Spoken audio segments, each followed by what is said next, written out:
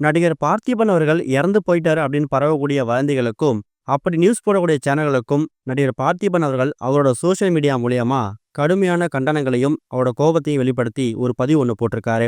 அதோட விவரத்தை அந்த உள்ள பார்க்க போறோம். தமிழ் சினிமாவில் இருக்கக்கூடிய முன்னணி நடிகர்ல முக்கியமான நடிகர் ஒருத்தவர் தான் நடிகர் பார்த்திபன். அவர் இப்ப தனுஷ் அவரோட இட்லி கடை திரைப்படத்துல ஒரு முக்கியமான கதாபாத்திரம் நடிச்சு வந்துட்டு இருக்காரு. பொதுவாகவே சமூக வலைதளங்கள்ல ஒரு நடிகரோ நடிகையோ இறந்து போயிட்டாங்க அப்படிங்கிற செய்தி பரவுறது வழக்கமான ஒண்ணுதான். அப்படிதான் கடந்த ஒரு 2-3 வாரத்துக்கு முன்னாடி நடிகை காஜல் அகர்வால் இறந்து போயிட்டாங்க அப்படிங்கிற மாதிரி செய்திகளை பரப்பி அது வதந்தின்னு முடிவாயிடுச்சு. இந்த நிலையில சோசியல் மீடியால எப்பவுமே ஆக்டிவா இருக்கக்கூடிய பார்த்திபன் அவர் மரணம் அடைஞ்சிட்டார் அப்படிங்கிற மாதிரி ஒரு செய்தி பரவுனதுக்கு அப்புறமா அந்த ஒரு குறிப்பிட்ட யூடியூப் வீடியோவை ஷேர் பண்ணி ரொம்ப காட்டமான பதில் ஒன்று கொடுத்துருக்காரு. அந்த ஒரு போஸ்ட்ல அவர் என்ன சொல்லிருக்காருன்னா, இந்த மாதிரியான செய்திகள் மரணம் அடையணும். இதை தயாரிக்கிறவங்க அவங்களோட வாய்க்கரிசிக்காக இதை பண்ணாலும் மற்றவங்களோட மனசை பிணமாக்கி அதை கொத்தி திங்கக்கூடிய கேவலமான பிறவியா வாழணுமா? சம்பந்தப்பட்டவங்களோட குடும்பம், அது தாயோ தாரமோ யாராவனா இருக்கட்டும், பெற்றதுக்காக யோசிக்கணும்.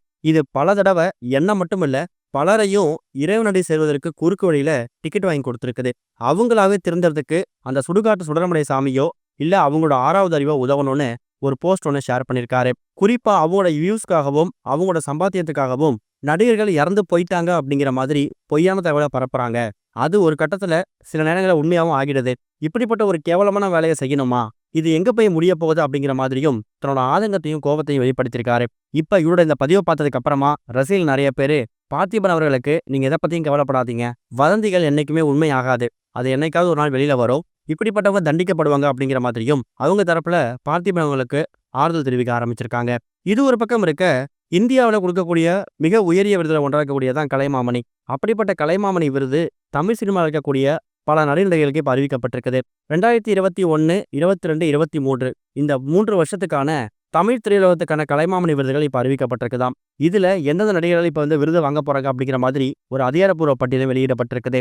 குறிப்பா இயக்குனர் லிங்குசாமி, நடிகர் மணிகண்டன், நடிகை சாய் பல்லவி, நடிகர் பூச்சு முருகன், நடிகை ஜெயா, நடிகர் விக்ரம் பிரபு, பாடலாசிரியர் விவேகா, கலைமாமணி விருது ஜார்ஜ் மரியான், இசையமைப்பாளர் அனிருத், டான்ஸ் மாஸ்டர் சாண்டி, இது மாதிரி எக்கச்சக்கமானவங்களுக்கு 2021, 22, 23 இந்த 3 வருஷம் அடிப்படையில கலைமாமணி விருதை அறிவிச்சிருக்காங்க.